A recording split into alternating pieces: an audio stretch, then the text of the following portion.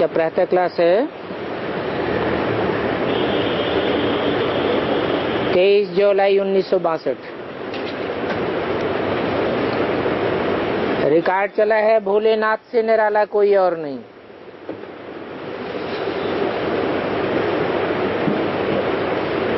भोलानाथ शिव भगवान वाच, क्योंकि भगवान को ही भक्तों को राजी करना होता है।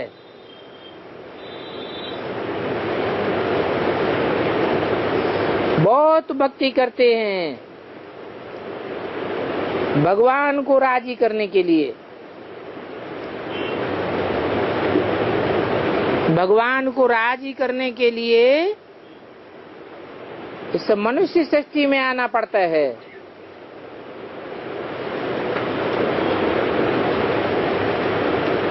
क्योंकि मनुष्य बहुत भक्ति करते हैं, तो भगवान को भी आना पड़ता है।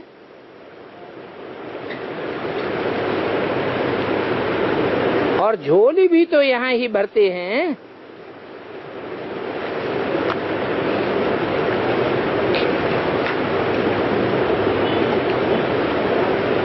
झोली भरने वाला शिव भगवान है।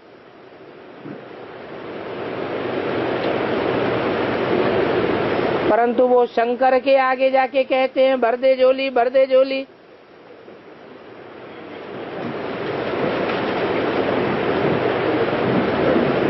और झोली तो मनुष्य सृष्टि की ही भरनी है।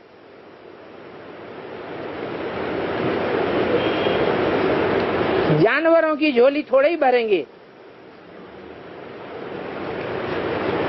क्यों क्यों नहीं भरेंगे?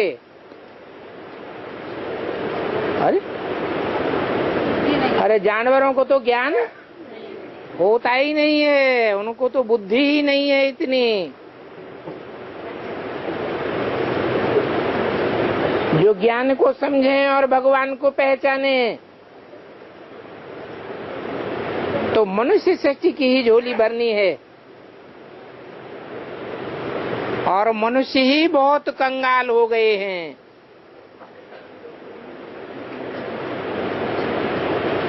तो झोली कंगाल की ही भरी जाती है।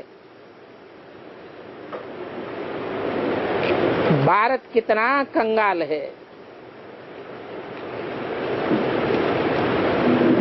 तो भारत में कोई की तो झोली भरते होंगे, और झोली भी उनकी भरेंगे जो उस भोलानाथ के बनेंगे।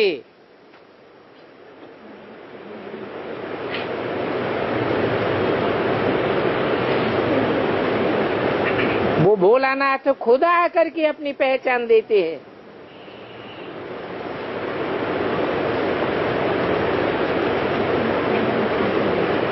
और फिर सन्स ऑफ फादर भी होता है।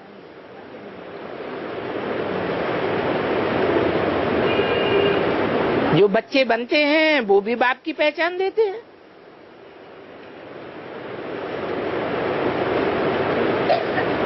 बाप के बच्चे नहीं बनते, कोई औरों को बाप बनाना होगा।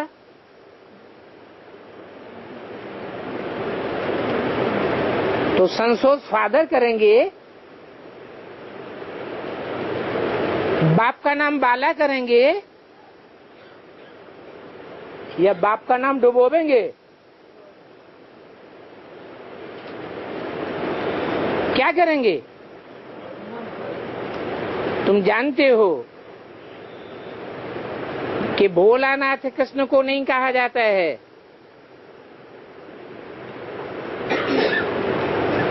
कृष्ण को भोलानाथ कहा ही नहीं जा सकता।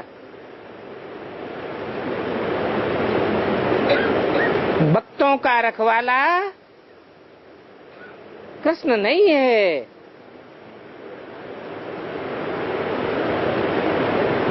कृष्ण भगवान है ही नहीं। भगवान तो कलातीत होता है। भगवान तो ज्ञान सूर्य है, सूर्य को कलाओं में थोड़ा ही बांधा जाता है। कृष्ण को तो कहते हैं 16 कला संपूर्ण, तो सीमा हो गई ना। भगवान तो सब प्रकार की सीमा से पार, वो भगवान ही आकर के आदि मध्य अंत का राज सुनाते हैं।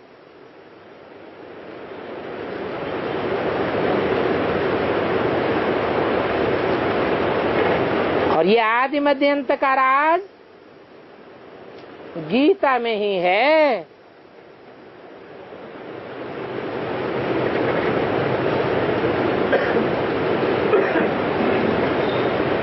तो भक्तों का रखवाला गीता का भगवान ही ठहरा। उसने ही देवी देवता धर्म रचा और राजयोग सिखाया।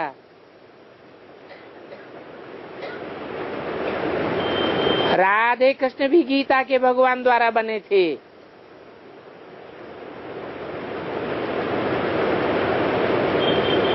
और वही राधे कृष्ण अभी भी बन रहे हैं।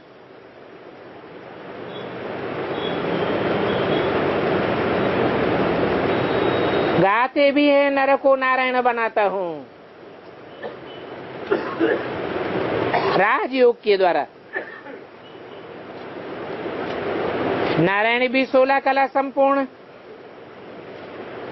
कृष्ण भी 16 कला संपूर्ण। गायन भी है हे कृष्ण नारायण वासुदेव।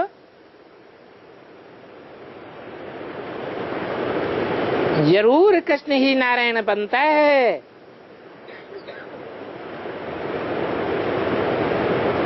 गीता के भगवान द्वारा ही कृष्ण बने थे। और श्री कृष्ण की भी अपनी राजधानी थी। उस श्री कृष्ण ने ये राजभाग कैसे पाया? ये भी समझ की बात है।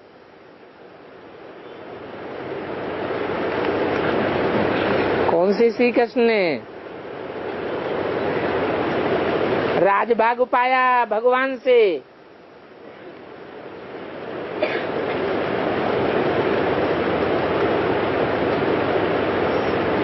सतयुग के 16 कला संपूर्ण कृष्ण ने पाया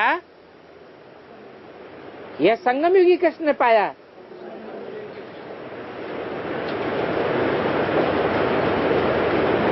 वो है सतयुग आदि का प्रिंस। तो जरूर आगे जन्म में गीता के भगवान द्वारा ऐसे कर्म सीख करके वो भी प्रिंस बना होगा। अभी प्रैक्टिकल में कृष्ण की राजधानी बन रही है। अभी तो ये है कंस की राजधानी।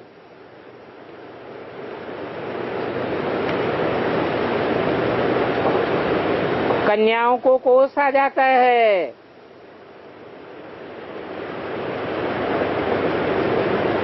राजधानी में ढेर के ढेर 5 स्टार होटल बन रहे हैं।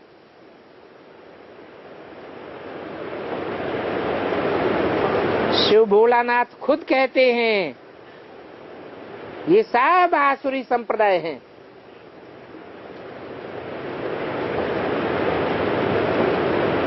अभी तुम मेल फीमेल दोनों को ट्रांसफर करके दैवी संप्रदाय बन रहे हो।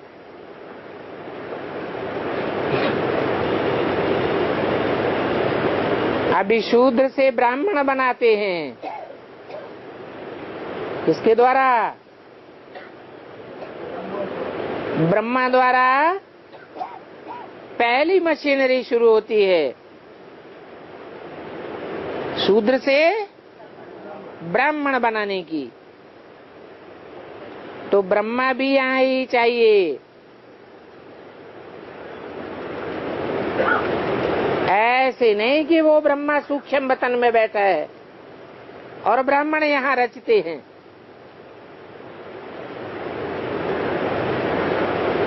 और ये विष्णु भी लक्ष्मी नारायण का युगल रूप है,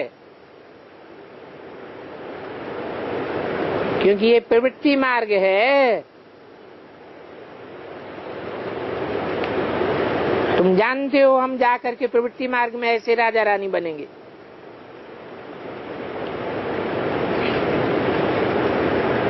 तो पहले पहले तो तुम बच्चों को गीता का भगवान सिद्ध करना पड़े।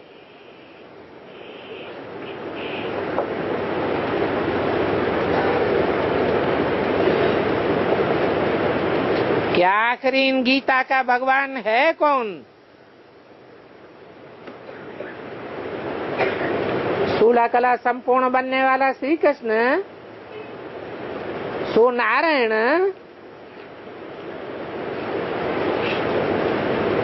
वो गीता का भगवान है या बनाने वाला कोई और है? गीता का भगवान भोलानाथ ही है।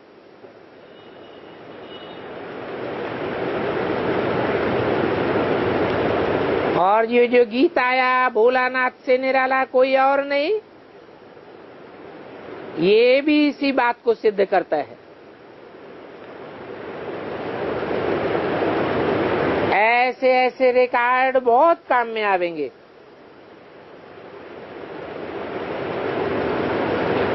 हम सिद्ध करके बतलावेंगे। जो भी गीताएं छपती हैं,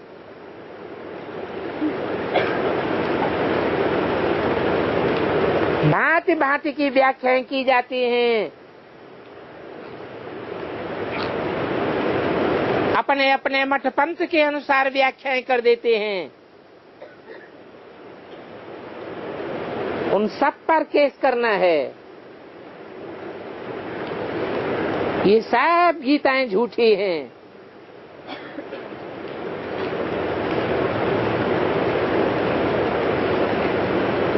बाबा युक्तियां तो बहुत बताए रहे हैं। इस एक ही मुख्य बात पर तुमने जीत पाई तो फिर सारे पॉइंट ज्ञान के सिद्ध हो जाएंगे। कौन सी मुख्य बात? गीता का भगवान कौन है? ज्ञान का एक ही बड़ा गोला लगेगा तो बहुत खड़े हो जाएंगे। सब कहेंगे ये तो बहुत ऊंची बात बतलाते हैं, और ये बात बताने वाली जरूर शिव शक्तियां हैं।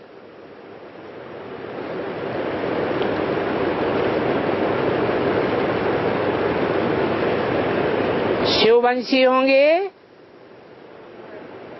तो ही शिव शक्तियां बनेंगे,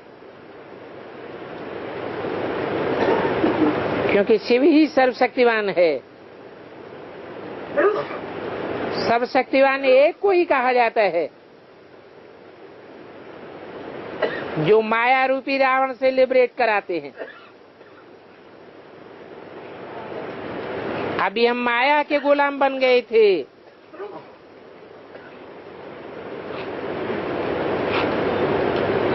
सब गिरवी पड़ गए हैं। तो बाप आकर सारी गुलामगिरी से निकालते हैं।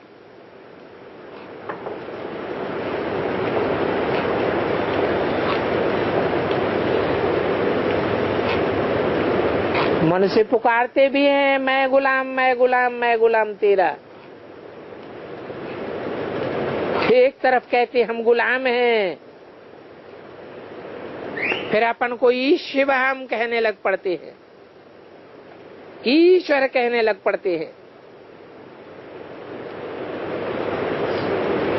ईश्वर को याद ही ऐसे करते हैं कि आप मालिक हैं, हम गुलाम हैं।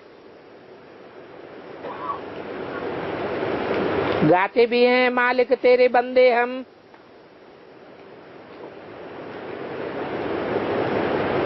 बाप तो कहते हैं तुम हमारे बच्चे हो,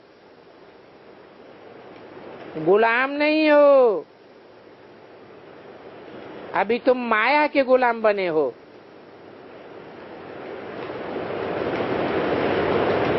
अभी तुम ऐसे मत कहो कि मैं गुलाम, मैं गुलाम, मैं गुलाम तेरा।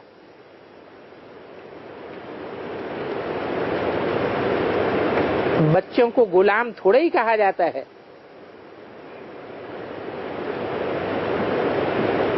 बच्चे तो माथे का ताज होते हैं। बच्चों को ताज पहनाया जाता है। अपने सिर का ताज उतार करके बच्चों को पहनाया जाता है।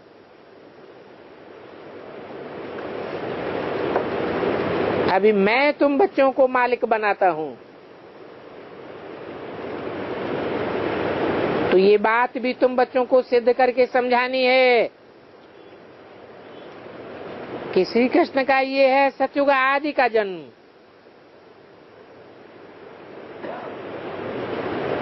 तो जरूर कलयुग के अंत के जन्म का भी इसने पुरुषार्थ किया है। बहुत जन्मों के अंत के जन्म में कैसे उसने पद पाने का पुरुषार्थ किया, कौन से कर्म किए, वो तो तुम बच्चे जानते हो। हम भी अब कृष्णपुरी में जाने के लिए राजयोग सीख रहे हैं।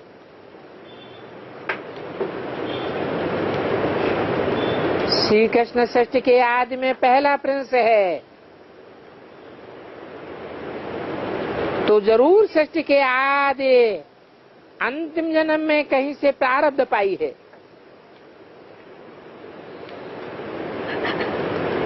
सतयुग के प्रिंस की जीवन कहानी तुम जान गए हो। पहले पत्ते की जीवन कहानी तुम जान गए, तो जरूर सबकी बायोग्राफी जानते होंगे। और वहां सतयुग में कोई एक प्रिंस थोड़े ही होगा, पूरी राजधानी स्थापन होती है, कृष्णपुरी स्थापन होती है। तो जरूर सबने बहुत जन्मों के अंत के जन्म में ये राजयोग सीखा है। और प्रिंस कोई एक थोड़ा ही हो सकता है, राजाएं बहुत होते हैं।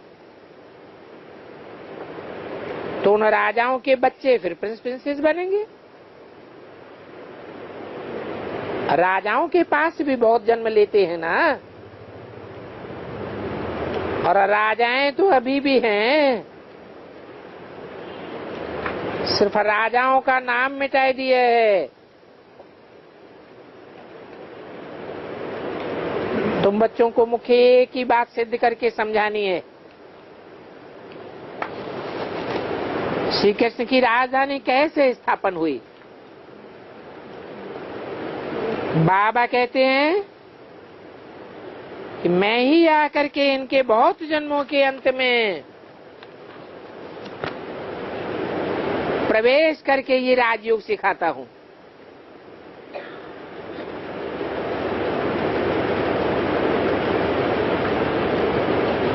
बहुत जन्म 84 का चक्र गाया हुआ है, 184 का चक्र नहीं है। 84 लाख योनियां तो होती हैं, परंतु मनुष्य ज्यादा से ज्यादा 84 जन्म ही लेता है।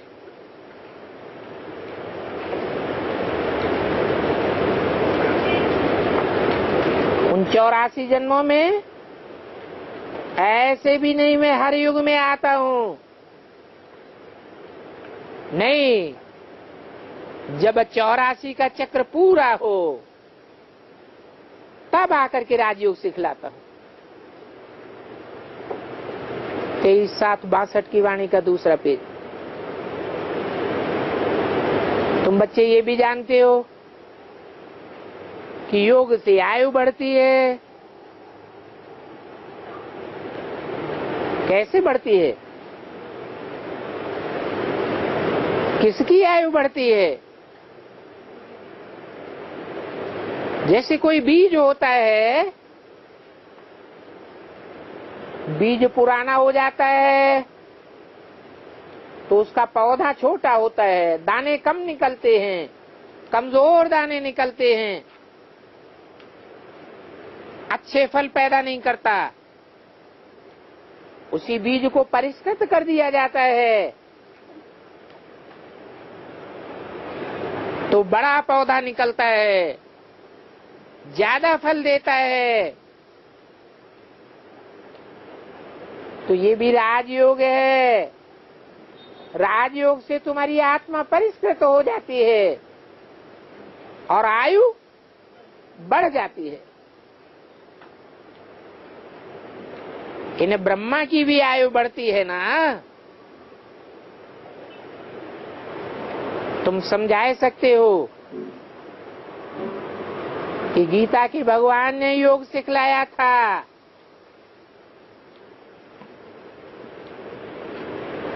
तो उनकी आयु बढ़ी थी।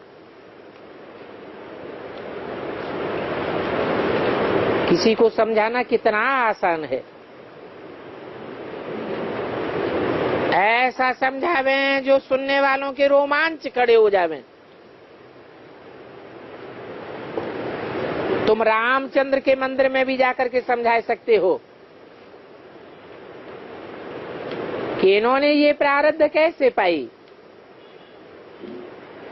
गाया भी जाता है राम राजा, राम प्रजा, राम साहूकार।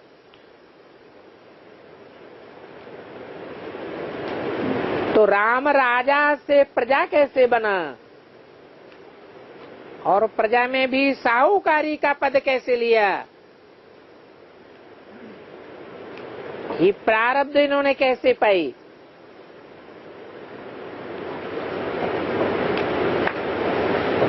जरूर कमाई की होगी ना, और कमाई भी कैसी की है।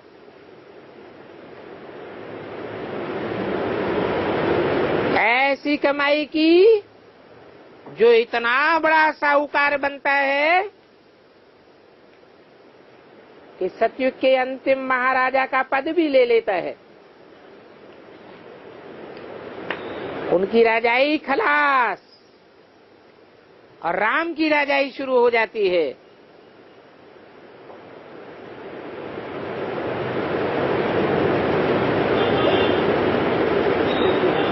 देखो ड्रामा कैसा बना हुआ है।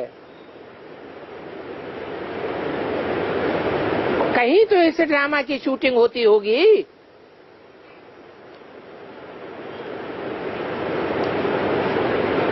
भगवान ने ब्रह्मा के मुख कमल से ब्राह्मण, देवता, क्षत्रिय तीनों धर्म स्थापन किए थे।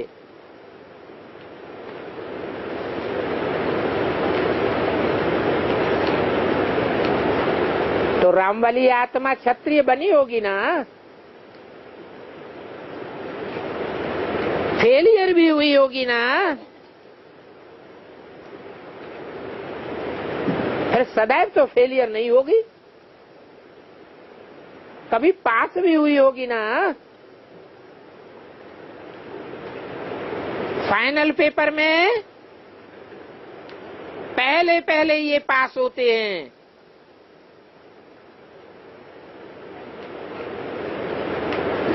तो मनुष्य से देवता बन जाते हैं।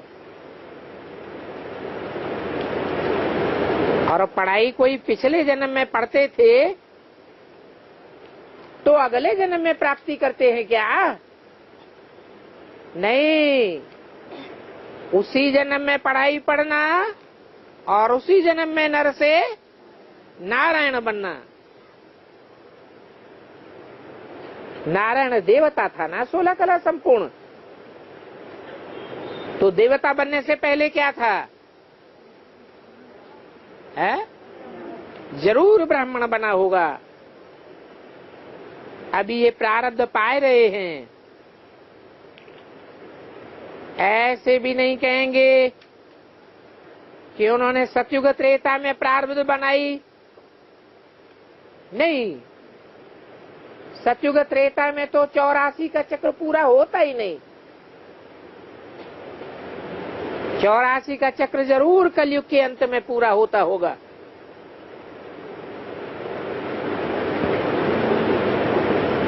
तो रामचंद्र ने भी कलयुग के अंत और सतयुग के आदि में अभी संगम में ये प्रारब्ध पाई, और प्रारब्ध भी 21 जन्म की है। बाबा ने समझाया है कि ब्रह्मा द्वारा सूर्यवंशी चंद्रवंशी धर्म की स्थापना होती है।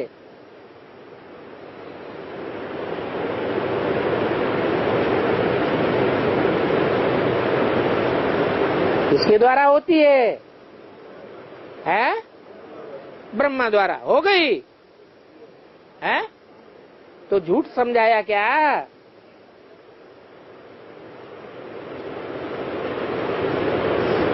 जिस ब्रह्मा के द्वारा सूर्यवंश चंद्रवंश की स्थापना होती है,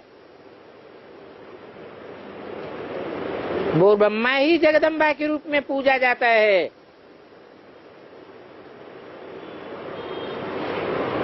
इसलिए माता गुरु प्रसिद्ध है। माता गुरु बगैर कोई का उद्धार नहीं हो सकता।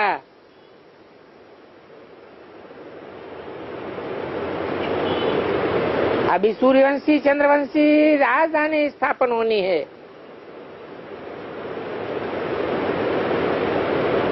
ऐसे नहीं कि वो ब्रह्मा सतयुग में भी राज्य करेंगे।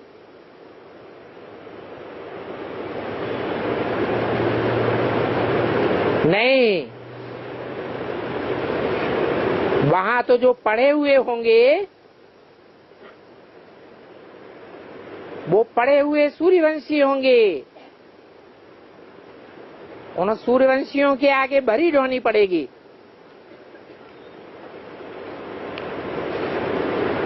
फिर समझाना चाहिए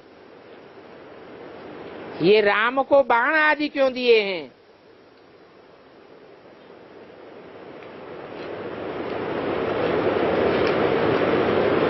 ये बाण उनका वर्षा है।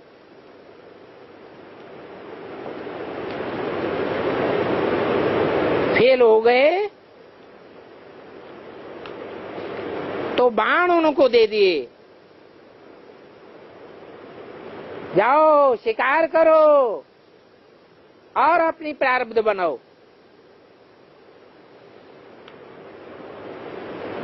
बाकी ऐसे भी नहीं है कि देवताएं कोई हिंसा करते हैं। ये तो ज्ञान की बातें हैं, ज्ञान के बाण हैं। अगर सतयुग त्रेता में भी वॉइसलेस नहीं होंगे तो फिर कहां होंगे?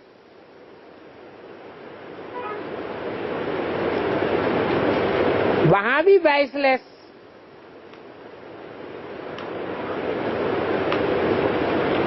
और यहां भी वॉइसलेस। ऐसे तो हो नहीं सकता। वहां सतयुग त्रेता में वॉइसलेस होते हैं, बाकी गिरती कला के युग में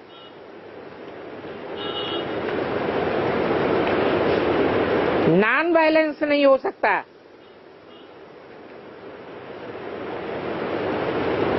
आधा कल्प है वॉइसलेस।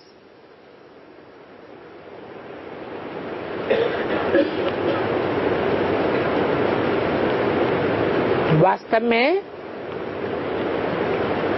वॉइसलेस भी कोई द्वापर आदि शुरू में नहीं होते हैं।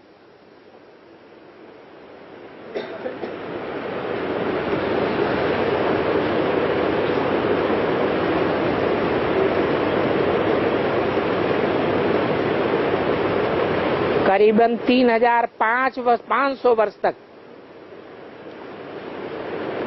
इस सृष्टि में कोई लड़ाई नहीं होती है। बाकी काम विकार की हिंसा तो द्वापर से शुरू हो जाती है।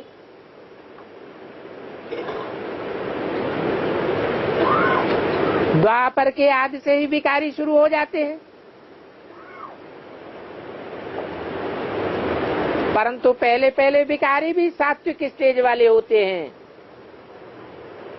दुनिया की हर चीज 4 अवस्थाओं से गुजरती है।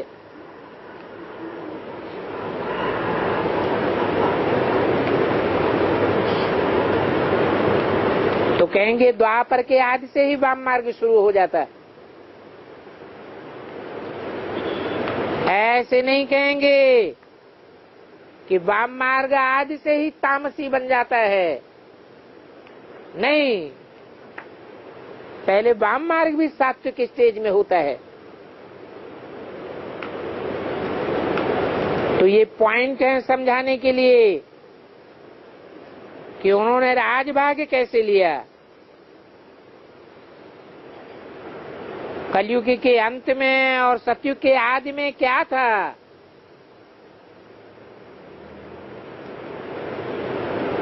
क्या फर्क होता है। कलयुग अंत है घोर अंधेरी रात, और सतयुग आज है घोर सोझरा दिन। नई दुनिया में तो बहुत माल वैभव आज रहते हैं। बच्चों ने साक्षात्कार भी किया है। एरोप्लेन में हीरे जवाहरात खानों से ले आते हैं।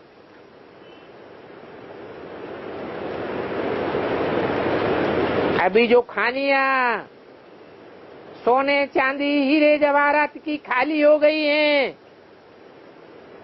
वो फिर से भरतू हो जाएंगी। ऐसी बहुत जगह हैं जहां हीरे जवाहरातों और सोने की गुफाएं हैं जो कभी खराब नहीं होती।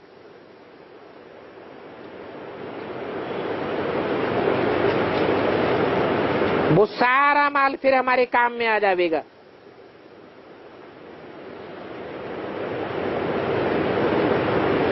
अभी भी सोने की ईंट 1.5 लाख की भी होती है। अखबार में भी पढ़ा था। सरकार को भी नोटों के बदले सोना रखना पड़ता है।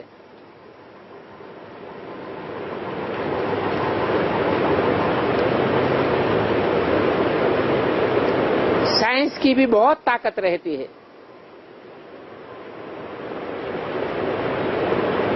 परंतु अब तो न बुद्धि की ताकत रही है न शरीरों की।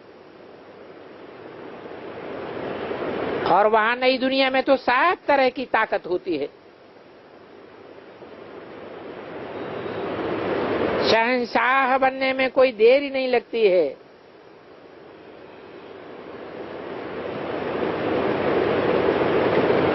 महलों में हीरे मोती लगाए देते हैं। ये भी ड्रामा है। पहले भी स्वर्ग में जो कुछ बनाया था वो फिर बनना है। अभी देखो बंबई कितनी छोटी थी, अब कितनी बड़ी बना दी है। फिर ये बंबई छोटी हो जाएगी।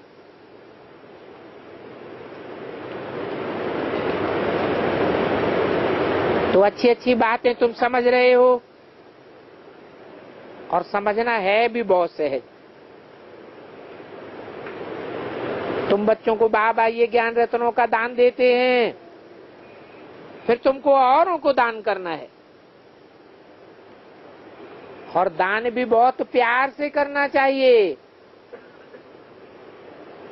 अहंकार से दान नहीं देना है।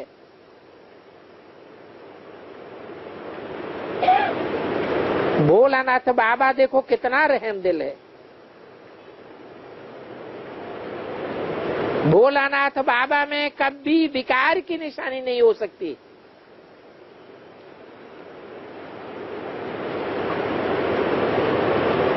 वो कभी अपना स्वभाव संस्कार नहीं दिखावेंगे। और देखो कितना गुप्त है, कितना निरहंकारी है। बच्चों में तो दिखावे का संस्कार आ जाता है कितना अहंकार बढ़ जाता है। तो बच्चों को बाबा जैसा निरहंकारी बनना चाहिए। जैसा बाप वैसे बच्चे होने चाहिए। बाप भी निराकार तो बच्चे भी निराकार।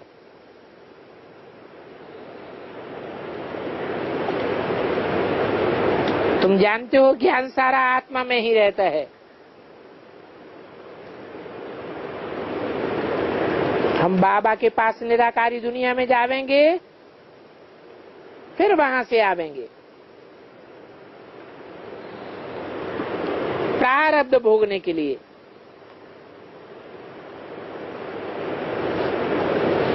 तो तुम्हारा प्रारब्ध का खाता शुरू हो जाता है और पुरुषार्थ का खाता बंद हो जाता है।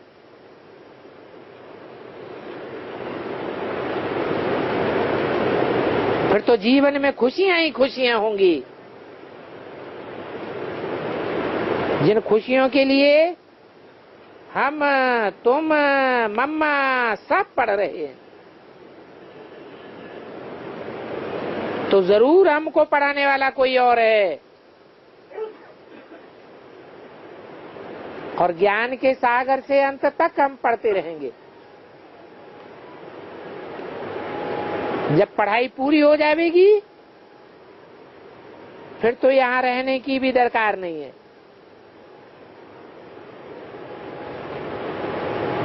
फिर तो हम स्वीट गॉडफादरली होम में रहेंगे। वहां से फिर आवेंगे स्वीट राजधानी में। तो देखो उस भोलानाथ बाबा की कितनी महिमा है, इस गीत से ही तुम सिद्ध कर सकते हो। इस गीत में तो कृष्ण की बात ही नहीं है। कौन सा गीत है? अरे मुरली के शुरुआत में कौन सा गीत चला? भोलेनाथ से निराला कोई और नहीं। अभी तुम जान गए हो गीता द्वारा कृष्ण पैदा हुआ।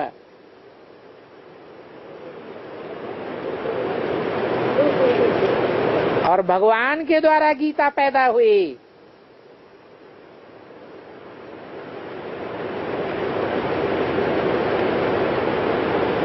गीता कृष्ण से पैदा हुई है, ऐसा कहने से भगवान गुम हो जाता है।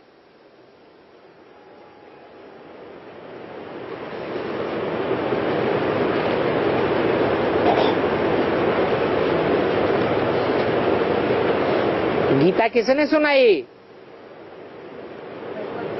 लोग कहते हैं कृष्ण ने सुनाई। तो रचयिता कौन हुआ और रचना कौन हुई? गीता और कृष्ण के बीच में। कहेंगे कृष्ण रचयिता हो गया गीता माता के रूप में, और गीता रचना हो गई।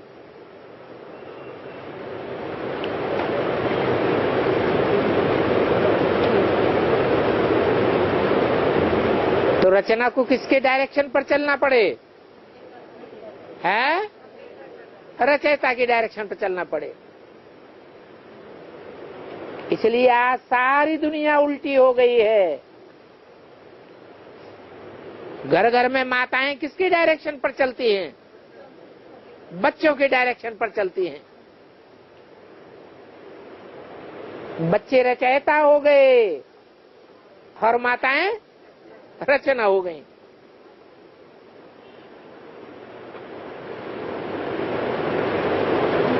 अभी बाप आकर बताते हैं कि भगवान की निशानी है ही गीता।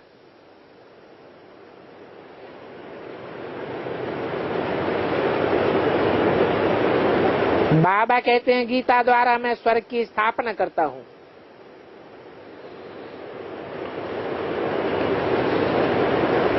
इसके द्वारा, गीता द्वारा, ब्रह्मा द्वारा नहीं। ऊपर तो बोला ब्रह्मा द्वारा स्वर्ग की स्थापना करता हूं, है? ब्रह्मा ही गीता है, दाढ़ी मूछ वाला।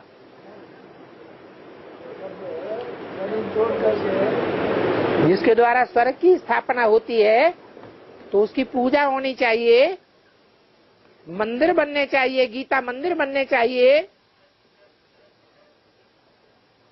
कि नहीं बनने चाहिए? बनने चाहिए। परंतु दाढ़ी मूछ वाले ब्रह्मा के मंदिर तो बनते ही नहीं। इससे साबित होता है कि वही ब्रह्मा शरीर छोड़ करके कोई माता में प्रवेश करता है, और वो माता भी जड़ प्रकृति का 5 तत्व की मूर्ति साबित होती है।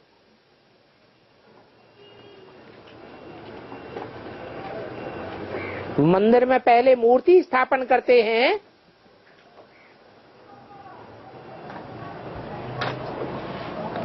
या पहले उसमें आत्मा का आरोपण करते हैं? पहले मूर्ति स्थापन करते हैं।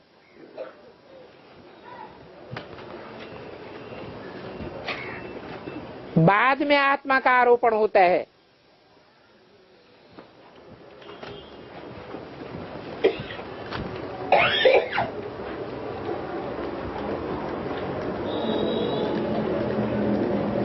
तो गीता के द्वारा स्वर्ग की स्थापना करता हूं, और स्थापना करने वाला जरूर क्रिएटर ही होगा।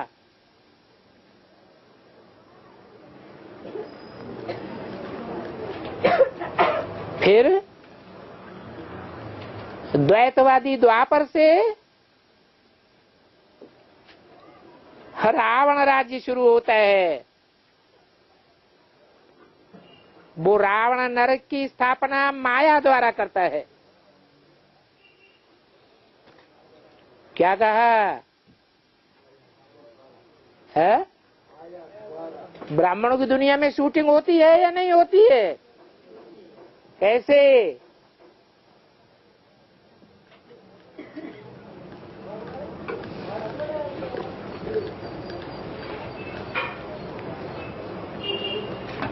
कराची में स्वर्ग का मॉडल बनाया गया। उस समय निमित्त कौन थी माता? है? है? ब्रह्मा माता निमित्त थी। माता थी दाढ़ी मूछ वाले, है?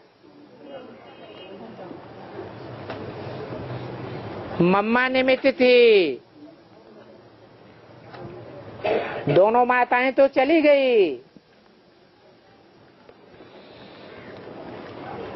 फिर अभी ब्राह्मणों की दुनिया में नरक कहाँ बन रहा है?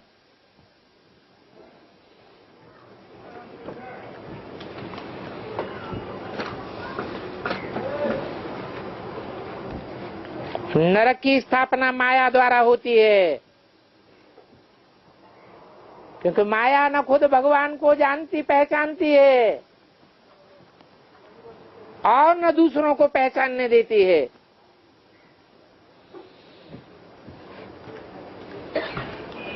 तो स्वर्ग स्थापन करती है या पाम्पेंट शो स्थापन करती है?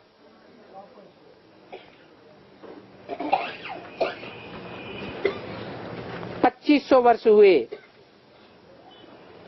जबकि रावण राज्य शुरू हुआ। इनसे पहले राम राज्य था।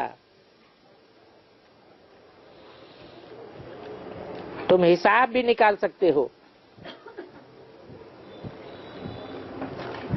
दुनिया में इस्लामी बौद्धी आदि की इतनी संख्या है,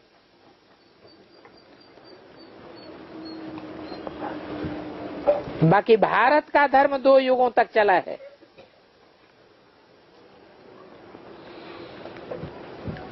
वहां इतने विकार होते नहीं हैं और न इतने बच्चे पैदा होते हैं। जितने इस्लाम धर्म में बच्चे पैदा हुए हैं,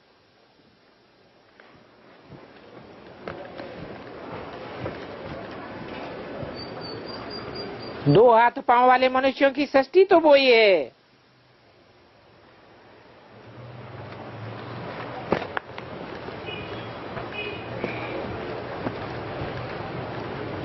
वो सृष्टि कोई बढ़ नहीं जाती है, वहां थोड़ी आबादी होती है।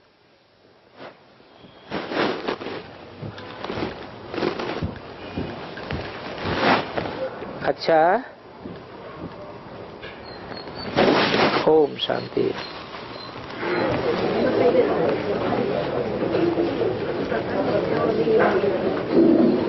एक रात्रि क्लास है 25, 8, 62 का। अभी दिन प्रतिदिन बहुत टॉपिक्स निकल रहे हैं, फिर उन टॉपिक्स पर डिटेल में लिखना चाहिए।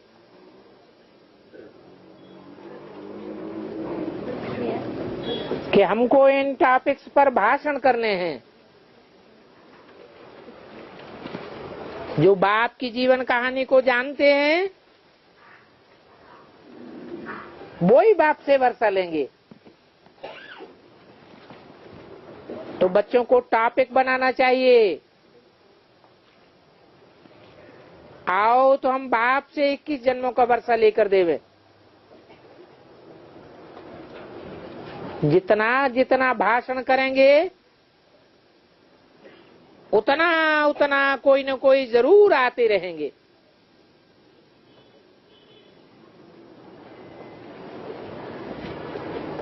अगला रात्रि क्लास है 28, 8, 62 का। बच्चों का फर्ज है अंधों की लाठी बनना है, राह बताना है।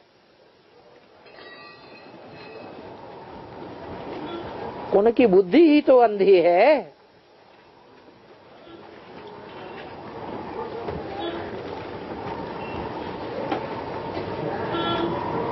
ये कहना तो ठीक नहीं।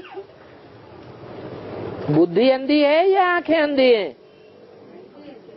आंखें अंधी हैं तो अंधों की लाठी बनना है। कौन से अंधों की लाठी बनना है? अरे चाहे आंखों के अंधे हों और चाहे अज्ञान के अंधे हों, इस दुनिया में अंधे तो सब हैं। क्योंकि चैतन्य ज्ञान सूर्य संसार में जब तक प्रत्यक्ष नहीं होता तब तक सब अंधे झुंझरे हैं।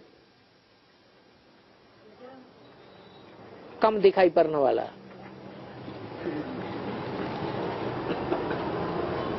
चिमदी आंखों वाला।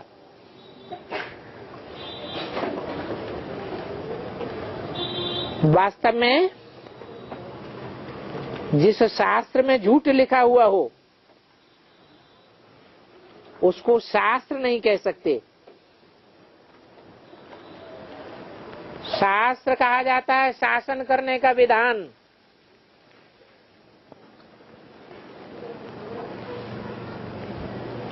वो शासन करने का संविधान ही झूठा हो गया।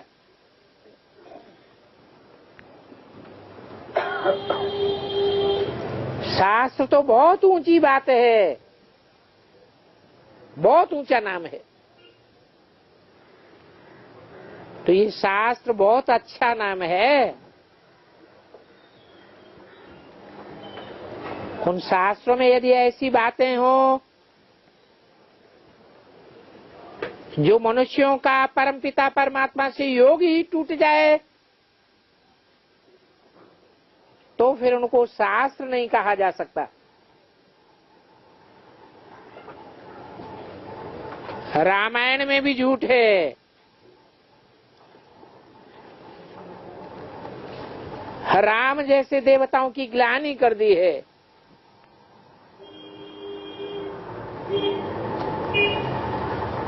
तो तो रामायण को शास्त्र कहना ही झूठ है। ये बात भी तुम बच्चों को लिखना पड़े।